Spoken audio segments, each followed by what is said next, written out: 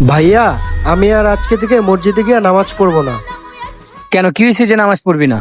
মসজিদে পোলাপাইন মোবাইল টিপে দৌড়াদৌড়ি করে, দুনিয়াবি কথাবার্তা বলে। আচ্ছা, তোর এখন নামাজ পড়া লাগবে না, তুই একটা কাজ কর, বাসায় গিয়া বাড়িতে একবারই চাল ল, চাল নিয়ে ওই মসজিদে কবুতর আছে না, কবুতরে ওই চালটা খাওয়াই দে। আচ্ছা ঠিক আছে। ফারান এদিকে আয়। আচ্ছা, মসজিদে কবুতরে খাবার দিছিলি? হ্যাঁ ভাইয়া, কবুতরে খাবার দিছিলাম। আচ্ছা, কবুতরে খাবার দেওয়ার সময় যখন যাচ্ছিলি তখন খাবার পড়ছিল রাস্তায়? কি কন ভাই, আপনি কি আমার লগে মজা লিতেছেন? আমি যখন চাইল নিয়ে রাস্তা দিয়ে যেতেছিলাম, একটা একটা চাইল আমি গইনা গইনা দেখছি। চাইল পড়বো কেন? আর সবগুলা চাইল আমি কবুতরে খাওয়াইছি। এটা থেকে কি শিখলা? শোন, একটা কথা বলি, মসজিদে যখন নামাজ পড়তে যাবি তখন অনেক কিছু ঘটবে।